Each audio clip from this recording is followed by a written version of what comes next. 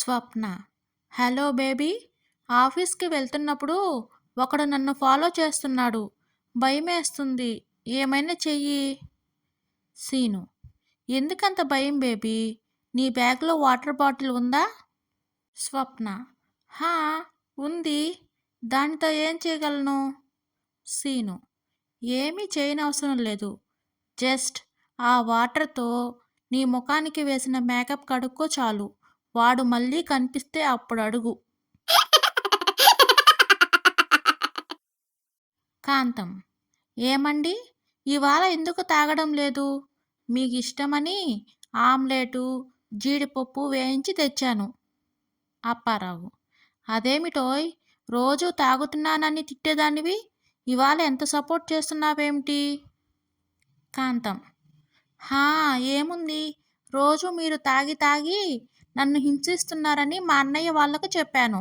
ఇప్పుడు వాళ్ళు మన ఇంటికి వస్తానని చెప్పారు. భర్త.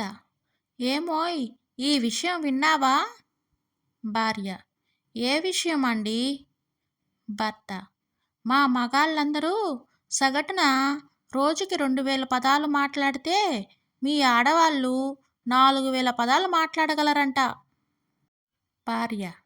అవును మరి, మీకు ఏ విషయమైనా 2 సార్లు చెప్పందే అర్థమై చావదుగా. కాంతం. స్వామి, నా భర్త ఏడాది క్రితం ఇంటి నుంచి వెళ్ళి తిరిగి రాలేదు. అతను ఎక్కడున్నాడో కాస్త చెప్పగలరా? స్వామీజీ. అతనికి ఏమి అంత కష్టం వచ్చింది తల్లి? కాంతం. అతనిని ఎప్పుడూ కష్టపెట్టలేదు స్వామి. రోజు జస్ట్ బట్టలు ఉతికి, వంట చేసి, ఇల్లు ఊడ్చి, గిన్నెలు తోముకుని, పిల్లలను స్కూల్కి దింపి, ఆఫీస్కి వెళ్ళి, సాయంత్రం వచ్చాక పిల్లలకు స్నానాలు చేయించి, వంట చేసి, అందరికీ పెట్టి పడుకునేవారంతే. మరి ఏమైందో తెలీదు, ఓ రోజు ఆఫీస్కని చెప్పి మళ్ళీ తిరిగి రాలేదు.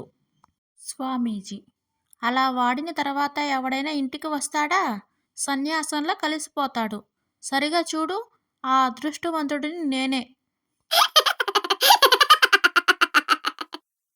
వీణ.